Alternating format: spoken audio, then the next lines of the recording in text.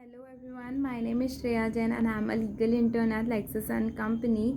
So I'm very glad to have this opportunity of interning at Lexus and Company, and I'm pursuing BLLB honors from Law College Dehradun, Uttaranchal University, currently in 7th semester.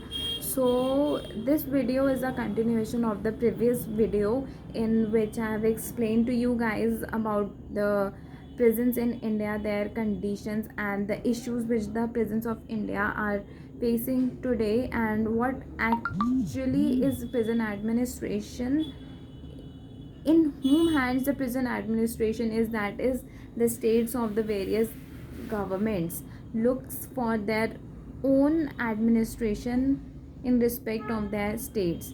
So here in this video I'll continue that video and explain to you guys the measures taken by the government to overcome these issues, and I'll be explaining about some of the committees which have been set for the same issue, and at last I'll be concluding the topic and also explain one recent development in this field. So the topic for today will be prisons in India, their schemes, and the steps taken by the government, the committees, and a recent development. So let's begin.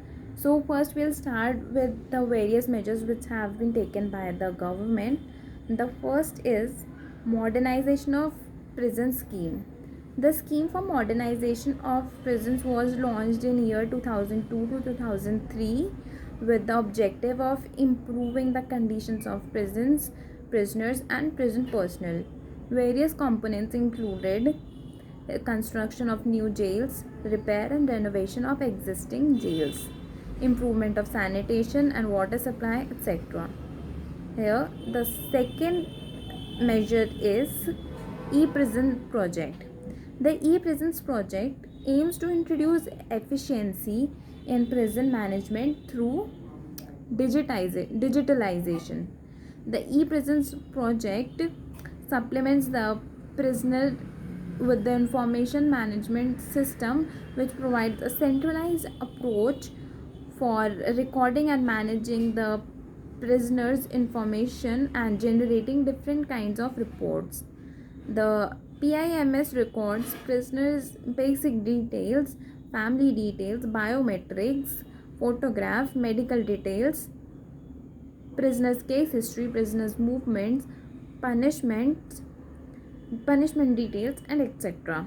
The availability of these details on an electric platform will be useful to track the status of prisoners and for the smooth functioning of the prison system. So this was about the e-prison project, which is really a modern thought.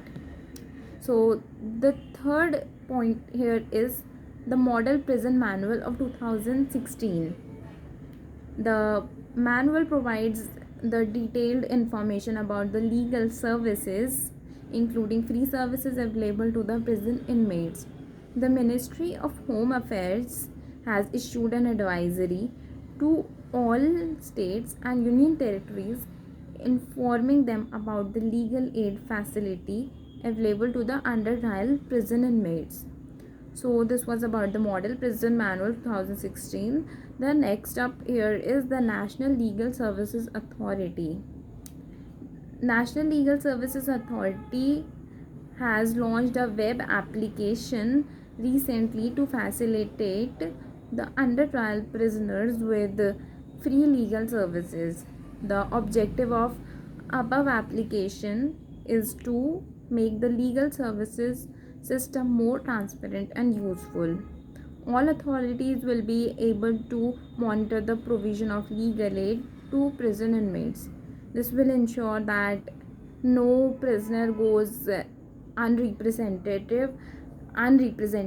and right from the first day of his production of in the court, he should be properly representative by his advocate.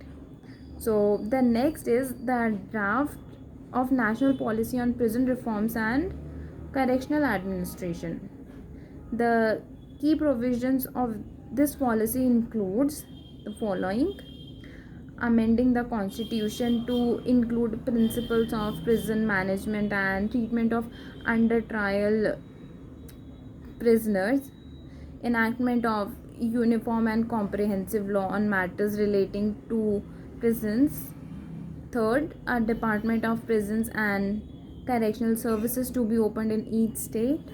Fourth, the state shall endeavor to provide alternatives to prisons such as community service, forfeiture of property, and payment of compensation to the victims and the public also.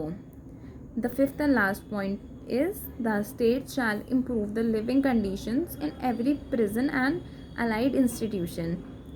So there are, apart from these measures, there are various committees which are set up by the government, which have been set up by the different state governments as well as the central government to study and make suggestions for improving the conditions of the prisons in India. Some of the major committees include the All India Prison Reforms Committee 1980, that is the Mulla Committee. The government of India had set up this committee and submitted its report in 1983.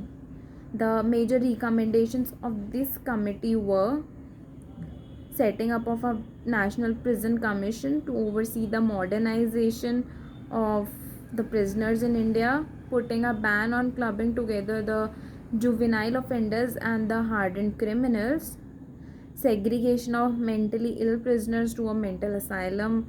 Conditions of a prison should be improved by making adequate arrangements for food, clothing, sanitation, ventilation, etc. And the lodging of under trial prisoners in jail should be different from those of the lodging of the convicted prisoners. There were two other committees also, that those are the Krishna Iyer Committee of 1987, which was set up by the government of India to undertake a study on the situation of women prisoners in India, and it had recommended for the induction of more women police force in view of their special role in tackling women and child offenders. There was this committee, Justice Amitava Royal Panel of 2018 also, which was newly constituted by the Supreme Court, which looked into the matters including overcrowding in prisons and the issues concerning the women prisoners. So these were some of the committees, and as I've said, I'll talk about the one recent development here in prison administration, that was by the Maharashtra government. The Maharashtra government and Azim Premji Philanthropic Initiatives Private Limited have signed a MOU recently with an aim to work together to design, implement, monitor and document a model program to provide legal help to the prisoners, especially the under trials. And this initiative helps the under trials who on merit deserve bail pending disposal of their cases and etc. So hence we come to the conclusion of the topic. We can, by concluding the topic, we can say that the issue of overcrowding in Indian jails requires an immediate attention. Sincere effort should be made to improve the living conditions, which include better sanitation and etc.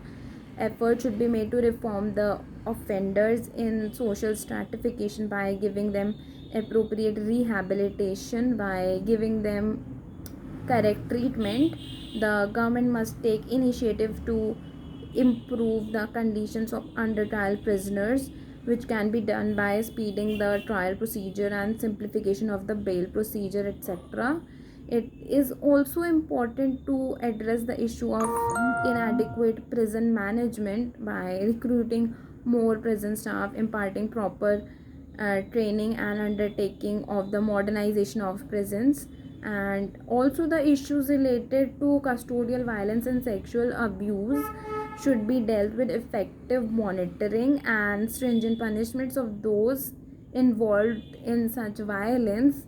And the concept of open prison can also be should be encouraged in um, should also be encouraged, so that there is a renovative, so that there is a reformative correctional facility also available. So it is the end, and I hope you guys like this video. I If you guys have any question, please do question in the chat box, and do like, comment and share to this video. Thank you guys for watching. Do share your feedback. Thank you.